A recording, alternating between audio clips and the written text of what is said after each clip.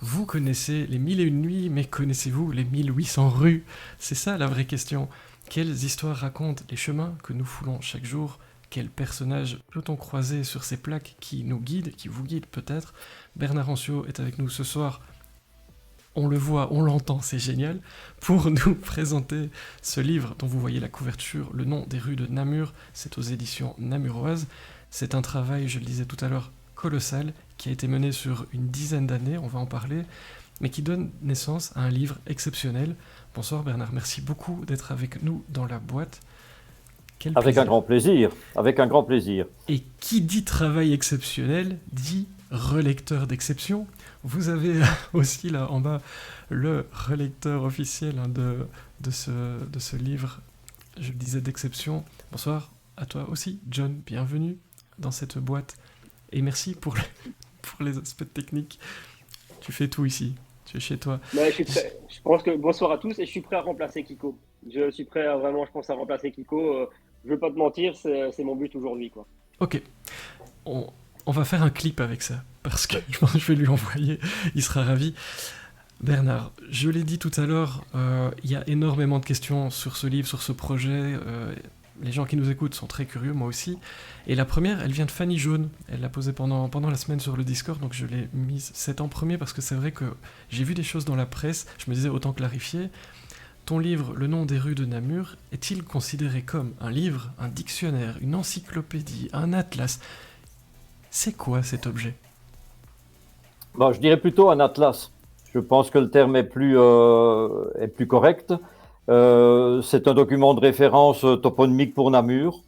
Tout simplement, j'aime pas trop le mot dictionnaire, bien que les rues et les villages soient classés par ordre alphabétique, mais c'est plutôt un atlas. Si on devait résumer l'incroyable projet de ce livre, je lisais sur une dizaine d'années, que dirais-tu aux gens qui nous écoutent? Comment on peut résumer ce projet et ce résultat?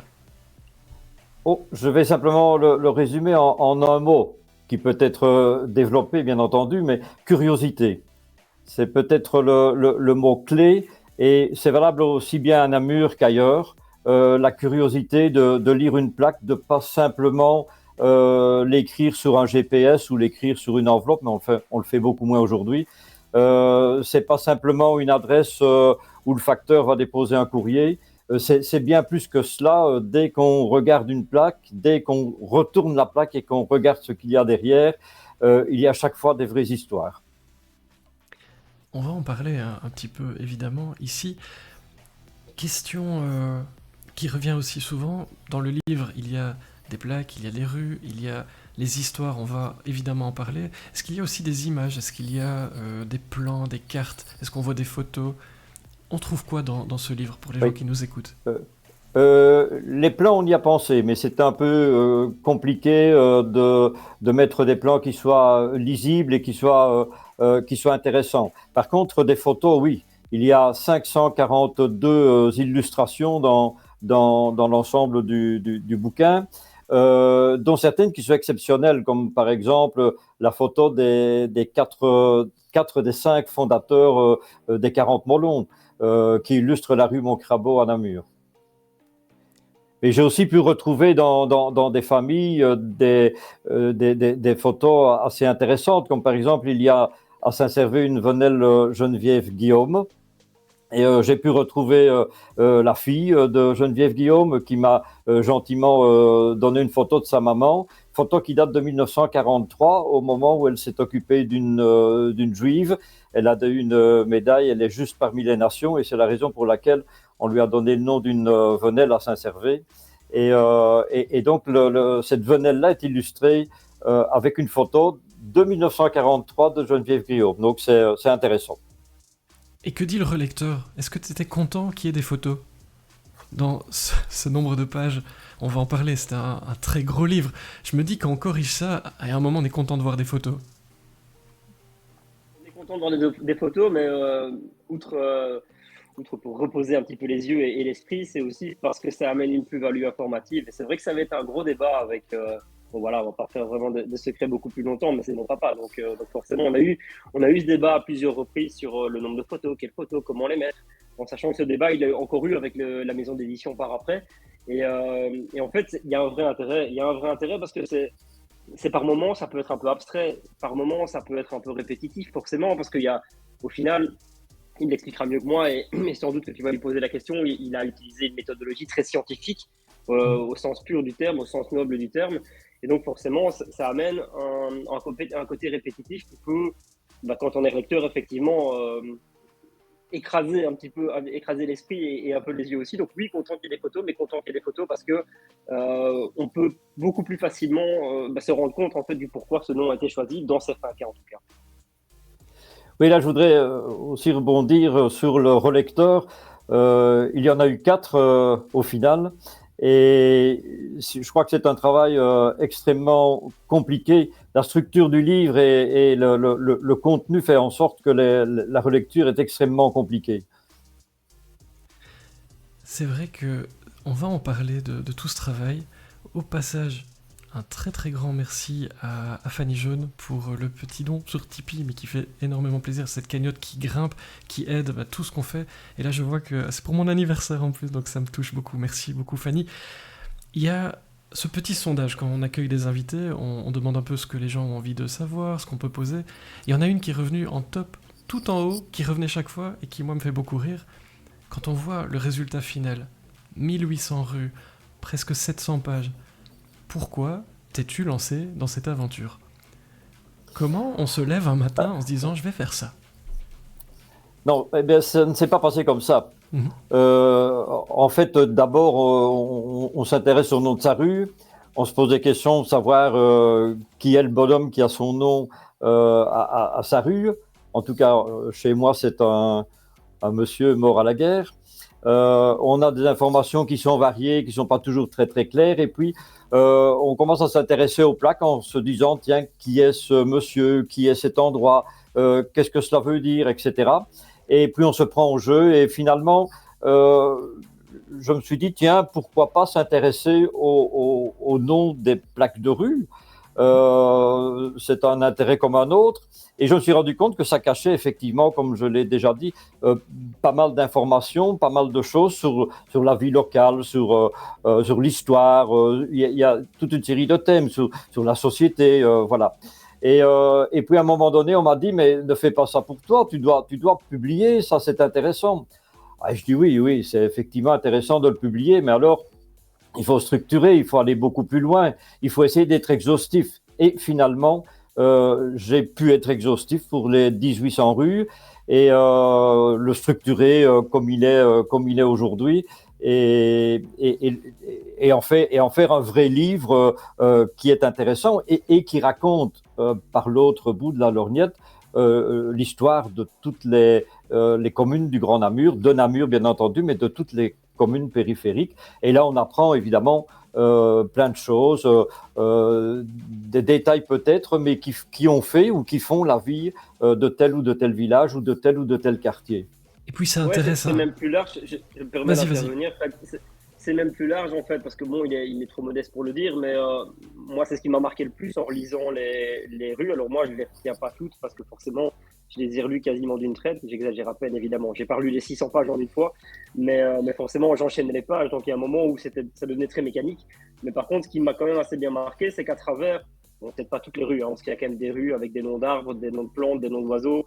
Ça représente un petit peu moins l'histoire au sens large, l'histoire avec un grand H, mais à travers les différentes époques durant lesquelles on a adressé des noms à certaines rues, et bien, on retrace en fait l'histoire avec un grand H, que ce soit l'histoire namuroise, locale, mais aussi l'histoire plus large de la Belgique. Et ça, je trouve ça hyper intéressant. C'est pas simplement un atlas, si on pourrait le considérer comme ça. C'est pas simplement un recueil où il y a l'étalage de toutes les rues du Grand Namur. Non, il y a une vraie recherche, comme on l'expliquait tout à l'heure, et cette recherche-là amène énormément d'informations. Autre que simplement ok, j'habite dans telle rue et ce monsieur était un prisonnier de guerre ou un mort pour la patrie, parce que ça c'est le terme exact. Effectivement, tous les morts pour la patrie n'ont pas une histoire énorme derrière, mais il y en a certains qui ont une vraie histoire et qui est riche. Donc je trouve que c'est intéressant. Ça va plus loin que simplement savoir qui était cette personne ou pourquoi on a donné son nom à cette rue-là. On parlait de méthode scientifique, derrière, c'est John qui en parlait. Quand on se lance là-dedans, au préalable, est-ce qu'il y a des notes ? Est-ce qu'il y a des des recherches. On travaille comment, finalement, quand on se lance dans un tel défi? Mais à partir du moment où j'ai décidé d'en faire un livre, j'ai un peu structuré la documentation. Et je vais dire que c'est un travail heuristique finalement, puisque un certain nombre de choses existaient. Il y a des personnes qui ont écrit sur les rues de Namur, de Jambes, de Champion. Donc il y a des choses qui existaient d'une manière ou d'une autre. J'ai voulu les synthétiser d'abord et rassembler l'ensemble de ces informations dans un seul travail, dans un seul ouvrage. Et bien entendu, c'est comme s'il y avait 1800 pièces de puzzle. Un certain nombre de pièces existaient, il a fallu les mettre en place. Et puis, un certain nombre d'autres pièces n'existaient pas. Et donc là, c'est un travail dans les archives extrêmement variées. Et là, il a fallu aussi serrer et organiser les archives pour voir où on allait et comment on allait faire. Je veux dire, là, il y a évidemment tout un travail de méthodologique à faire pour aller à l'information, évidemment. Je vais prendre un exemple simple, mais qui en fait n'est pas si simple que ça. Pour tous les morts pour la patrie, il y a 36 catégories enfin pas 36, il y a plusieurs catégories de personnes. Il y a les morts au front, il y a les morts en déportation, il y a les prisonniers de guerre, il y a les réfractaires, il y a les résistants, il y a des victimes civiles aussi. Eh bien, toutes ces catégories de personnes-là, on peut trouver des informations, je les ai trouvées d'ailleurs, mais on les trouve dans des archives qui sont différentes et qui sont à différents endroits. Un exemple simple, à Flawin par exemple, il y a pas mal de militaires morts en 14-18. Eh bien, donc, ce sont généralement des gens nés avant 1890. Eh bien, toutes les personnes nées avant 1890, les archives se trouvent au cinquantenaire à Bruxelles.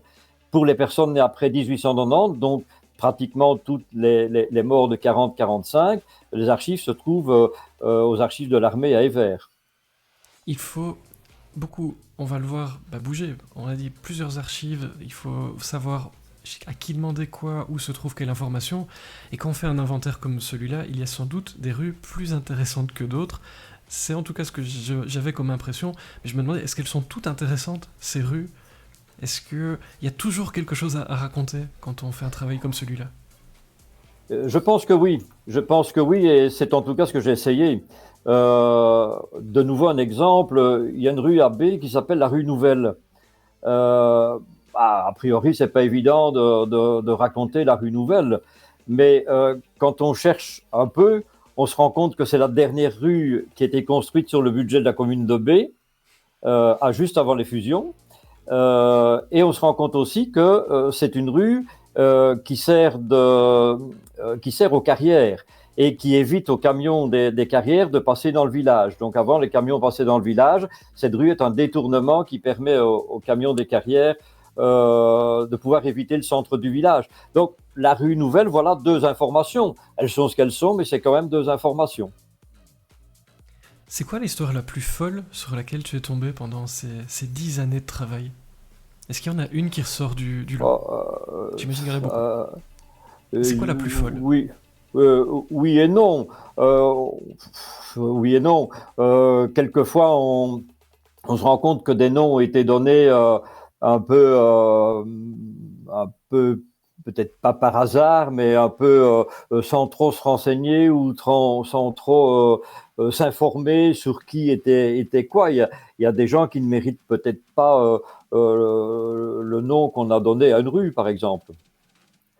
Et donc ça, c'est évidemment interpellant à un moment donné quand on cherche et qu'on voit le curriculum d'une personne, et on peut se demander pourquoi on a donné son nom à une rue, d'une part, et d'autre part, on se dit que les autorités locales de l'époque n'avaient pas beaucoup vérifié.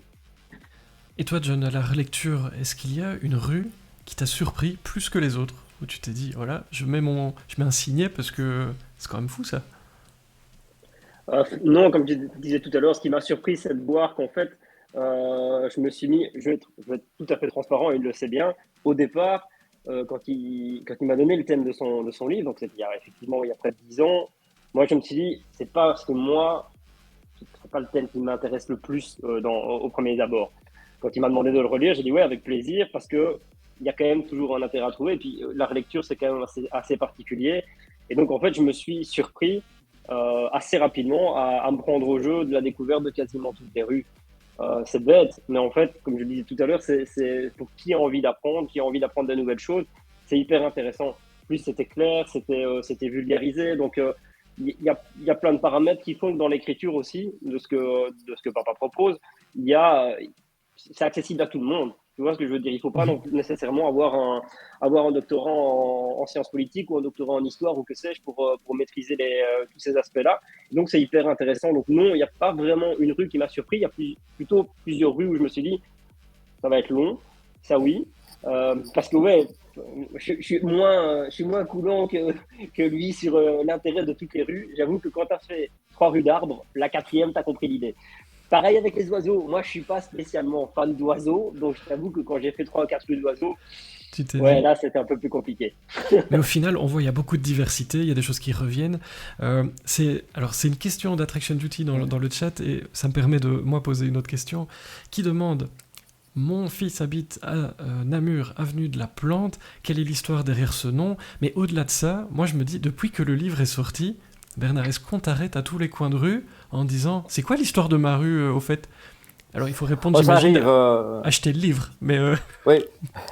est-ce qu'on se souvient, quand il y a 1800 rues comme ça, est-ce qu'on peut répondre aux gens qui très spontanément se disent, mais c'est quoi l'histoire de ma rue? Oui.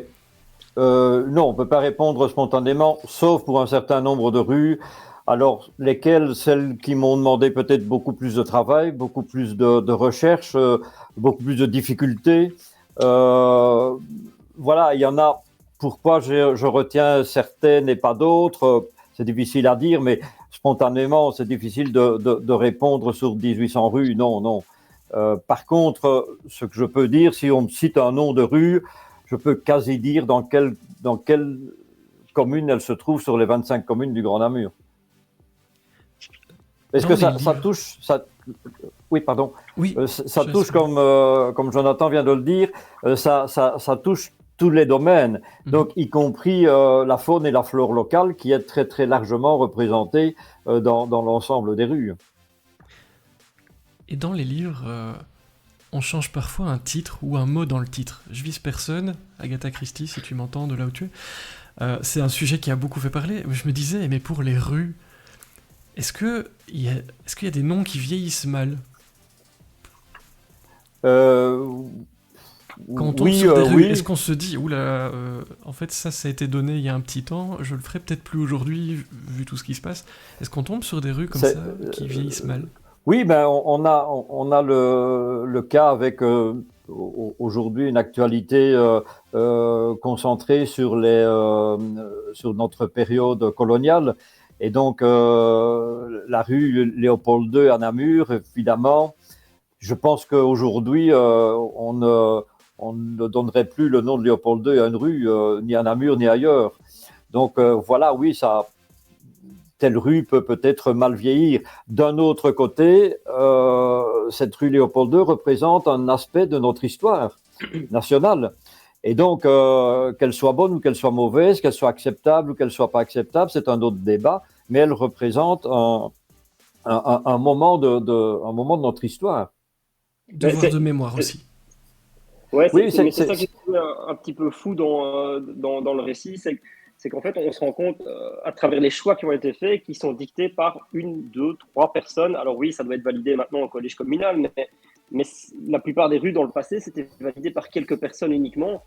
Et c'était de se dire, mais qui sont-ils, quelles sont-elles pour faire des choix qui ont un impact finalement important sur la suite? Tu parles de devoir de mémoire, on est en plein dedans.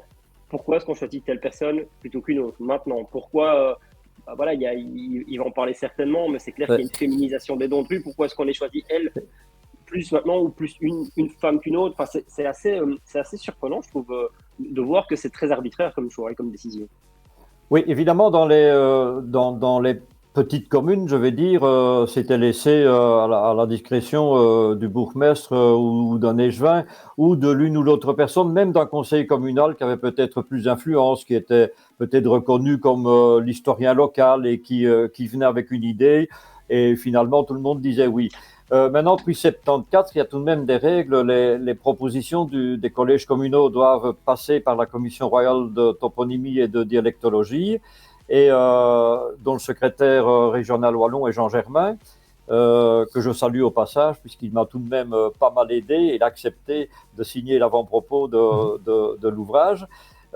Et lorsque la Commission royale de toponymie et de dialectologie a marqué son accord, ça revient au collège échevinal, qu'il inscrit à l'ordre du jour du prochain conseil communal. Et le conseil communal valide ou invalide, mais enfin généralement valide les propositions qui sont sur la table. Donc il y a tout de même derrière un contrôle. Je dirais que de manière générale, la commission de toponymie n'est pas très favorable au nom de personne. Mais bon, il faut bien admettre aujourd'hui que la ville de Namur a entamé une grande campagne de féminisation de ses rues, et c'est une bonne chose. Et donc, c'est On en est où pratiquement aujourd'hui tout le temps. Je pense que c'est aux alentours de 2017, si je dis pas de bêtises, Oui, que ça a c'est à partir commencé. de 2017, effectivement, et avec une rue de Bouge qui s'appelle la rue Betsy Castreban d'ailleurs, une dame qui faisait partie d'un mouvement féministe juste après la guerre 14-18, et qui était la première conseillère communale élue à Namur en 1923, moment où les femmes ont pu voter au communal, donc en 1923. Et donc, Betsy Castreban, après, il y en a évidemment eu beaucoup d'autres. Des listes ont été établies dans lesquelles dans lesquelles il y a des artistes, il y a des médecins, comme par exemple, la ville vient de décider il n'y a pas longtemps, sur le plateau de Bouge, il y a un nouveau quartier qui s'installe, un nouveau centre économique qui s'installe. Il y a une rue Claire Froimont. Claire Froimont est un médecin aussi fort impliqué dans différentes œuvres pour les enfants handicapés. Et donc, voilà, comme c'est un centre plutôt axé sur la santé, il y a 2 rues à cet endroit, et l'autre rue, c'est la rue Gladstone, Elsie Gladstone, pardon, qui est une infirmière qui a soigné des malades belges à la fin de la guerre 14-18 et juste après la guerre 14-18, au moment de la période de la grippe espagnole. Elle a d'ailleurs succombé un an après de la grippe espagnole à cause de la proximité des différents malades. Donc voilà, maintenant on apprend des choses. Il y a une rue Hélène de Fischer, par exemple, où je ne savais pas, et à mon avis peu de gens le savaient, qu'elle était la fondatrice de l'école sociale à Namur. Voilà. C'est l'occasion de se replonger dans tout ça. Et les noms, ils témoignent aussi par contre, oui. Oui, tant qu'on parle femmes, enfin on peut encore en parler longtemps. Oui. Il y a une rue à Erpin qui s'appelle rue Hannah Arendt, qui est une philosophe. Et là, je ne sais pas d'où vient l'idée. C'est une juive allemande qui a migré aux États-Unis pendant la guerre, pas d'abord en France, puis aux États-Unis, qui est spécialisée dans l'étude du totalitarisme, qui fait l'unanimité de ce côté-ci de l'Atlantique, mais qui ne fait pas l'unanimité de l'autre côté. Donc, c'est politique aussi, voilà. hein. On peut dire le nom des rues, mais au-delà de cet aspect-là... Il y a ça, c'est bien, parce que je rebondis sur le Belge Kili qui pose la question, est-ce que l'avènement de noms de rues est représentatif de son époque, et certainement du côté woke qui est fort présent actuellement. Moi, forcément, je vais laisser répondre Bernard. Mais moi, je pense que oui. Et à travers ce que j'ai lu, à travers les évolutions, les dates, parce que forcément, les noms de rues sont datés dans le livre. On sait quand, à quel moment ça a été donné.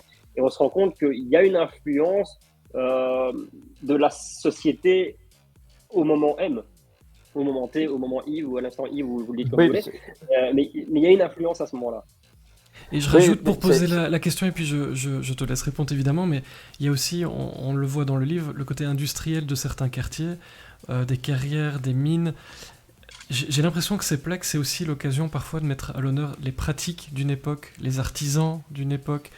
On voit vraiment que c'est lié à un moment, comme tu disais, John, à un moment. Voilà, on est vraiment là-dedans. Oui, par exemple, pour les noms, je veux dire, à la ville de Namur, on a commencé à donner des noms de rues dans la deuxième moitié du 19e siècle. Et là, on se rend compte qu'on a oublié, entre guillemets, les deux nobiliaires, par exemple. Donc, il y a la rue Fumal à Namur, il y a la rue Plémont, il y a la rue Courtenay. Et tout ça, ce sont des nobles. Et donc, le vrai nom, c'est de Madame Anne, c'est de rue Plémont. André, c'est de Fumal. La famille de Courtenay, c'est une famille des comtes de Namur. Donc c'est lié à une période où on a oublié ce genre de choses. Les noms des bourgmestres aussi. Namur a donné le nom d'une rue à ses 12 premiers bourgmestres. Donc à partir de Jean-Baptiste Brabant en 1830 jusqu'au baron Louis Huard en 1964. Après, c'est fini, il n'y en a plus. Et dans les autres communes, c'est la même chose aussi. C'est lié à des époques. Aujourd'hui, on ne donne plus les noms des bourgmestres. Mais il y en a sur l'ensemble du Grand Namur. Il y a 40 bourgmestres qui ont leur nom. Et dans le chat, on est en train de... Alors, John, tu m'as fait rire, évidemment. Je ne t'inviterai plus. Tu me fais rire en direct. Mais j'aime bien rire en direct. Super intéressant. Donc, les gens veulent, Bernard, te kidnapper. Et apparemment, c'est vrai que ça peut être une idée de faire des fêtes d'anniversaire, des baptêmes, des communions, puisqu'on t'écouterait des heures parler de tout ça. J'ai envie de dire, pour continuer, 10 ans de travail et un succès immédiat pour ce livre de référence, cet atlas, rupture de stock déjà, alors qu'il est sorti il n'y a pas très longtemps. Comment te sens-tu, alors que les nouveaux exemplaires sont en train d'être imprimés? Est-ce que tu t'attendais à ça, à cet accueil incroyable, à la curiosité des gens qui nous écoutent ce soir et au-delà? Les gens sont vraiment curieux, se sont jetés dessus. Comment on se sent quand on voit ça? C'est évidemment une grande satisfaction. Le livre est sorti, je l'ai eu en main, moi, le 21 décembre. Le 22 décembre, il était en librairie et le 31 décembre, il n'y en avait plus. Donc, j'ai été surpris de ce succès, mais bon, ça fait évidemment plaisir. C'est la récompense d'un gros travail aussi. Et bon, ça montre aussi que ça peut être intéressant pour tout le monde et qu'effectivement, oui, il y a de l'intérêt, donc on n'a pas travaillé pour rien. Et la deuxième édition sera légèrement améliorée puisque depuis, la ville a encore décidé de nouvelles rues, donc je les ai intégrées dans la deuxième édition qui devrait sortir dans le début du mois de février, sans doute pour le 15 au plus tard. C'est un cauchemar, les mises à jour, quand on fait un projet comme ça? Mais non, c'est pas un cauchemar parce que je le sais depuis le début, c'est un travail et un ouvrage qui va continuer à vivre. J'ai rentré la semaine dernière, il y a une dizaine de jours, j'ai rentré les... Attends, je vois quelqu'un là. Oui, c'est Charles Aubert qui nous rejoint déjà pour la suite de l'émission. Bonjour Charles. Donc j'ai rentré il y a une dizaine de jours les corrections, les petits ajouts pour la deuxième édition. Et puis j'apprends ce lundi que la ville de Namur a de nouveau dénommé de nouvelles rues. Donc ce sera pour la troisième édition. Donc il faut se c'est un ouvrage qui vit, qui va continuer à vivre, et c'est ça qui est bien. Et je souhaite aussi que les personnes qui trouveraient des informations complémentaires, voire l'une ou l'autre erreur, je ne suis pas infaillible évidemment, puissent le signaler et qu'on puisse améliorer progressivement. Et qu'on ait finalement une référence exhaustive de la toponymie namuroise. Au-delà des recherches, je me posais la question, on parle d'un livre, qui dit livre dit écriture. Est-ce que c'est difficile à écrire un tel livre? Parce qu'il faut l'écrire. C'est difficile parce qu'il faut être cohérent du début à la fin. Et d'abord sur la longueur du travail, et en plus sur c'est des petites choses, c'est 1800 petites histoires à raconter. Il faut essayer de ne pas être répétitif, et c'est très très compliqué. Mais ce qui a été le plus compliqué, c'est d'être cohérent dans les temps, d'être cohérent dans les manières d'écrire certains mots. Je vais prendre un exemple. quand j'ai relu, j'avais écrit le mot Moyen-Âge de 5 façons différentes. Donc c'est qu'un détail, mais il y en a plein comme ça. Et donc il faut essayer d'être cohérent sur l'ensemble. C'est une grande difficulté. C'était ta mission aussi, John, la plus compliquée, la cohérence, en tant que relecteur d'un ouvrage comme celui-là? Il y avait la plus compliquée, c'est difficile à dire parce qu'une fois qu'on est dans la mécanique de relecture, au final, ça vient tout seul. Une fois que je pense que c'est pas très complexe. Enfin, ça dépend toujours si vous avez un peu ça dans le sang ou pas, de cibler. Je vais parler, ça va sembler négatif, il ne faut pas le prendre comme ça, mais les points faibles d'écriture, en tout cas les tics d'écriture, ils sont pas très très compliqués à cibler. Une fois qu'on les a ciblés, on est attentif à ça. Enfin, moi, en tout cas, dans mon cas, en cas de la relecture, j'avais pas des heures et des heures à consacrer. J'en ai consacré des heures, mais forcément, j'ai un travail à côté, donc je pouvais pas non plus me permettre pendant toute la journée de relire le bouquin.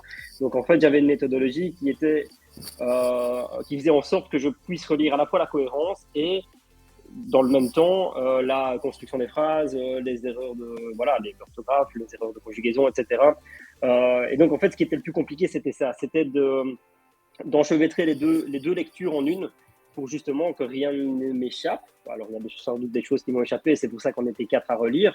Mais le plus complexe, la cohérence, une fois que, en fait, j'ai vu après un certain temps et après quelques communes qu'ils comprenaient où je voulais en venir quand je faisais des remarques sur la cohérence. Et donc, il les corrigeait sur les communes que je n'avais pas encore relues. Voilà. Et donc là, on gagnait du temps, évidemment. Mais non, la complexité, forcément, chacun est l'écrivain, est son propre écrivain, en quelque sorte. Donc, la complexité, c'est toujours de se dire, moi, je n'aurais pas écrit exactement pareil. Donc, c'est plutôt de se mettre dans la peau de la plume qui a écrit les phrases qui sont devant pour respecter l'atmosphère qu'il a envie de donner, pour respecter tout simplement son travail, pour ne pas, moi, commencer à dire non, il faut écrire ça comme ça. C'est se renouveler aussi, Bernard, à chaque rue. C'est la volonté de ne pas ennuyer les personnes qui en liraient plusieurs d'affilée, parce que c'est un livre où on peut picorer un petit peu. Quand vous avez une commune comme Flawin, où il y a 60,5% de noms de personnes, qui sont pratiquement tous des morts pour la patrie, vous avez tendance à dire il est né là à telle date, il est mort là à telle date et il a fait ça. Donc c'est pas toujours évident. Mais j'ai adopté dès le début une méthode qui vaut ce qu'elle vaut. Je n'ai pas écrit toutes les rues de B, puis toutes les rues de Bouge, puis toutes les rues de Loyers, voilà. Chaque fois que je me mettais dans le travail, je prenais une rue d'une commune un peu au hasard. Parce que je me suis rendu compte qu'on n'écrit pas, tout cas moi, n'écrit pas tous les jours de la même manière. Il y a des jours où on est mieux dans l'écriture, il y a des jours où on est moins bien dans l'écriture. Et donc, pour ne pas avoir de grosses différences, j'ai plutôt papillonné à droite et à gauche dans les communes, faire une rue ici, faire une rue là. Ça me paraissait être plus cohérent sur l'ensemble en termes d'écriture. D'écriture. Est-ce qu'il y a ou pourrait y avoir une rue Bernard Anciot, demande-t-on dans le chat? Est-ce que ça existe? Parce qu'on se demande, on a un peu parlé de comment on choisissait les noms politiques, etc. Mais est-ce qu'il pourrait y avoir une rue Bernard Anciot? Je vais vous donner une anecdote à cet égard-là. J'ai présenté mes vœux à Jean Germain ici au début de l'année. Et il m'a répondu, je souhaite une bonne année 2024, mais elle ne pourra pas être aussi bonne que l'année 2023, à moins qu'il y ait demain un boulevard Bernard Anciot. On sait tous que tu as écrit le bouquin pour avoir ton nom sur une plaque. C'est pas un mauvais plan. Hein. C'est pas un mauvais plan. Non. C'est pas le but. J'ai teasé là-dessus, je suis obligé de la poser. Charles, au passage, InfoService, est-ce que tu nous accordes 5 petites minutes de plus? On a eu quelques petits soucis techniques au début, mais 2 fois rien. Maintenant, tout fonctionne, je te rassure. Mais merci, je vois que tu me fais des grands signes. Je te revaudrai ça. J'ai teasé dessus, je suis obligé. Parce que vous le savez maintenant, vous qui êtes ici, il y a une rue Ernotte à Namur. Et je n'y suis pour rien, vraiment, définitivement. C'est quoi l'histoire de cette rue, demandent les gens. Alors, il y a une rue François Ernotte qui avait pas mal d'argent. Et peu de temps avant son décès, il a écrit un testament en léguant tous ses biens meubles et immeubles à l'hôpital de Namur, à l'hôpital Saint-Jacques, et il est mort très peu de temps après. Et ça a posé des problèmes dans sa famille parce qu'il avait 2 sœurs qui revendiquaient une partie de l'héritage. Elles ont déposé des plaintes, il y a eu différentes interventions à droite et à gauche jusqu'au ministère de la Justice d'ailleurs, et elles ont été déboutées. Et donc, tout est revenu aux associations, et c'est grâce à François Ernotte qu'une centaine de petites filles abandonnées, orphelines, ont pu trouver un refuge dans une maison qui se trouvait dans la rue où on a donné son nom, donc dans la rue Ernotte, et c'est François Ernotte. François, si tu nous écoutes, on n'aurait pas fait mieux. Voilà. Un des bienfaiteurs de Namur, avec Anne de Ruplémont, le chanoine des Camps, et Isabelle Brunel, évidemment, et André de Fumal. Mais je confirme que c'était pas moi. Hein. Et a priori, j'ai pas entendu parler de cet héritage, donc ça doit pas être de mon côté. C'est une question maintenant qui va intéresser toutes les personnes qui nous écoutent. Si on veut découvrir l'histoire du nom de sa rue à soi, peu importe où on est, que ce soit à Namur ou ailleurs, il faut faire quoi ? On cherche où ? On contacte qui ? Si les gens qui nous écoutent avaient envie, pour leur rue, de faire cette démarche, qu'est-ce qu'on pourrait leur donner comme conseil ? Le premier conseil, c'est de consulter les PV des conseils communaux, les archives des conseils communaux. J'ai moi-même consulté toutes les archives des conseils communaux des 25 communes du Grand Namur. On a les archives à partir de 1820 jusqu'à 1876, donc à peu près 156 ans. Pour certaines communes, on est comme sur Arlay, c'est 1803. Donc ça fait à peu près 175 années par commune, mais on y trouve pas mal d'informations intéressantes, notamment sur les désignations des noms de rues. Il n'y a pas toujours d'informations précises ou complètes sur la personne qui est désignée ou sur le nom qui est indiqué, mais à partir du moment où on a consulté, on a déjà une idée de l'année, on a déjà une idée de ce que c'est, peut-être un mot ou l'autre peut aider à approfondir les recherches ailleurs dans des archives. Donc, je pense que la première source, c'est les archives de sa commune. De sa commune. Mais voilà, donc, pour les grands Namurois, il ne faut plus le faire puisque ça a été fait. Et ça se trouve dans un livre magnifique que vous voyez ici. Et donc, petit jeu pour tout le monde. Alors, les Namurois, vous allez acheter le livre. Pour les autres, vous pouvez chercher et nous dire sur le Discord pendant la semaine si vous avez trouvé des choses intéressantes. Moi, j'ai envie de voir si vous êtes des enquêteurs hors pair. Il y a beaucoup de choses que je me demande. J'ai encore beaucoup de questions, mais je vais aller à l'essentiel. Ce livre de référence, maintenant, il existe, on vient d'en parler, il est fait pour durer, on en a aussi parlé avec les mises à jour. Est-ce qu'il y a des projets ? Moi, très naïvement, je me disais au niveau du tourisme, au niveau, par exemple, de faire des parcours avec des visites, une application sur son téléphone, est-ce qu'il y a comme ça un après ce livre, des choses en gestation ? Et question qui va avec, parce qu'on l'a demandé, alors il y a les anniversaires, etc., mais est-ce qu'il est prévu d'aller dans les écoles, par exemple, à la rencontre des classes, pour expliquer toutes ces histoires qui font l'histoire, finalement, de Namur et bien au-delà, comme le disait John tout à l'heure ? Oui. D'abord, il y a un certain nombre de guides de Namur qui font déjà des visites guidées à travers les plaques et qui expliquent un certain nombre de rues dans des circuits qui sont établis au centre-ville. Maintenant, il est évident que ça peut donner naissance à pas mal de projets. Je dois dire que j'ai pas encore eu beaucoup le temps d'y penser parce que depuis la sortie du livre, je suis occupé et ça n'arrête pas. Donc c'est très bien, mais bon, on peut effectivement imaginer plein de projets. On m'a glissé dans l'oreille aussi, pourquoi pas, par rapport à un certain nombre de rues, écrire des nouvelles. Ce serait peut-être aussi amusant, en partant d'un nom de rue, d'écrire l'une ou l'autre nouvelle. Je sais pas, 10, 15 pages, 5 pages peut-être, ou 20, voilà. Pourquoi pas, en mettant plus en évidence un nom particulier, que ce soit un nom de personne ou que ce soit un nom qui est trait à la situation géographique, à l'industrie locale. Il y a plein de possibilités. Les noms de rues sont à la limite le point de départ de plein de possibilités. Ça raconte Et avec tellement les de écoles, choses. parce que les gens insistent, est-ce que ça te tenterait d'aller rencontrer les élèves d'âges différents pour parler de ces noms de rue? Bien sûr que oui. Bien sûr que oui. C'est fatigant la vie d'auteur quand même. Hein. Oui. Hein. Oui, je ne fais que ça, donc ça va. Mais oui, c'est tout à fait passionnant de le partager, comme il est passionnant de partager l'ouvrage. J'ai eu l'occasion de faire des séances de dédicaces. J'ai pu échanger pendant 2 matinées en permanence avec des dizaines de personnes qui sont venues poser plein de questions. Et donc, c'est passionnant de partager ce genre de travail. Et de nouveau, je répète, par rapport à des sujets, par rapport à 1800 sujets qui racontent plein de choses.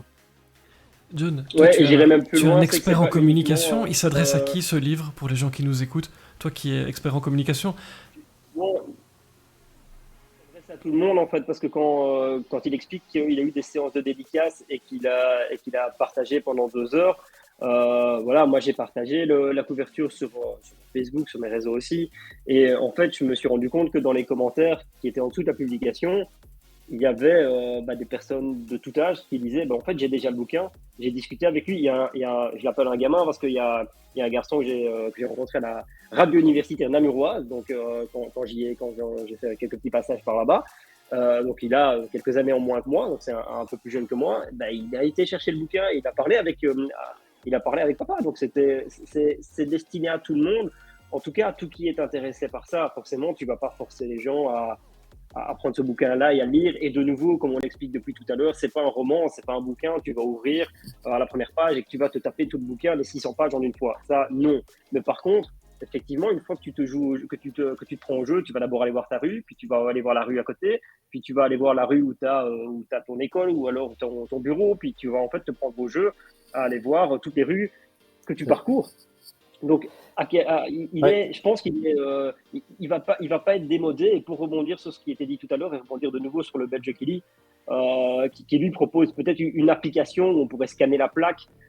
L'idée aussi était lancée, et ça je pense que c'est un secret de polichinelle, mais il y a forcément l'Office du tourisme namurois qui est attentif à ce bouquin-là.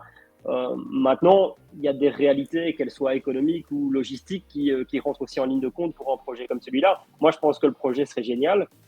Maintenant, c'est un projet qui est infaisable dans les 3 ou 4 ans à venir, parce que ça sous-entend changer toutes les plaques, mettre un QR code sur toutes les plaques, que le QR code soit cohérent par rapport à la rue, qu'il soit directement lié par rapport au descriptif de la rue et que donc tout soit numérisé. Honnêtement, tout qui connaît un petit peu, et je pense que c'est pareil en France aussi, les mairies ou alors tout ce qui est communal ou régional, vous l'appelez comme vous voulez, c'est des projets qui sont beaucoup trop lourds pour eux, donc ils sont incapables de mettre ça en place rapidement. Donc s'il y a une volonté de mettre ça en place, il faut déjà le commencer maintenant, en sachant que ça va être long. Il y a une question très pratique, je m'excuse, je dois un peu abréger parce que Charles nous attend, mais beaucoup de gens se demandent où se procurer ce livre. Alors, est-ce qu'on peut le trouver dans les librairies? Oui, sur Internet pour les gens qui seraient plus loin de Namur. Et puis on passera au petit mot de la fin si vous voulez bien, mais l'aspect pratique, où est-ce qu'on peut trouver ce livre pour les personnes qui sont curieuses et qui ont envie de se le procurer? On a perdu Bernard. John, où est-ce qu'on peut se retrouver ce livre? Passer sous un tunnel, c'est comme ça. Effectivement, sur Internet, ça reste assez pratique. Maintenant, c'est dans certaines librairies. Je n'ai pas la liste de toutes les librairies. Je sais qu'à Bouge, il y en a une, c'est chez Lipajou. Il y a pas mal de librairies qui l'ont, mais je ne sais pas dire combien, je ne sais pas dire lesquelles. Et puis ici, si vous êtes en France, c'est plus facile évidemment par Internet. Ça, vous allez sur le site des éditions namuroises et vous aurez la possibilité de le commander. Maintenant, la liste des librairies, je ne l'ai pas là, désolé. Il faut peut-être aller fouiller un petit peu, justement, respirer l'odeur des pages dans différentes librairies pour voir si c'est bon. J'essaye de récupérer Bernard pour le mot de la fin. Décidément, cette soirée est comme ça. Le Belge Kelly qui nous dit pas de QR code, reconnaissance de caractère via une IA, reconnaissance de texte, qui pourrait aller plus vite que d'aller changer toutes les plaques. Il y a peut-être des choses au niveau de la technologie. C'est sûr, ça, ce sera à voir. C'est là qu'Ico aurait été intéressant pour nous balancer un peu d'autres idées, hein, lui qui est expert, parce que j'ai bien vu que je le remplacerai pas. Ok, d'accord, j'accepte, pas de souci avec ça. Mais je l'aime bien, Kiko, je le connais bien, je vous rassure. Mais non, c'est clair que les nouvelles technologies vont faire en sorte, pourraient faire en sorte d'aider à aller la nouvelle vie ou la vie suivante de ce bouquin-là. Ça, c'est une certitude. Maintenant, comme je le disais, à mon sens, et là, de toute façon, ça, ce sera à lui de gérer, c'est pas ma popote, mais il y a des considérations d'ordre, plus que d'ordre technique, d'ordre financier aussi, parce que c'est un travail de longue haleine. Tout à l'heure, je l'ai comparé à un travail scientifique, slash universitaire, c'est pas pour rien. C'est aussi que tout travail mérite salaire. Quand on dit dans ces cas-là, le prix du bouquin n'est pas énorme. Quand on voit la quantité de travail, quand on voit le nombre de pages, quand on voit la qualité du papier, la qualité de la couverture, vous l'avez pas en main, mais quand vous l'aurez en main, vous verrez que c'est une bonne qualité, c'est agréable. C'est agréable. Il a une panne de courant, me dit-il. Donc voilà pourquoi il est plus connecté. Il vient m'envoyer un message, panne de courant ici.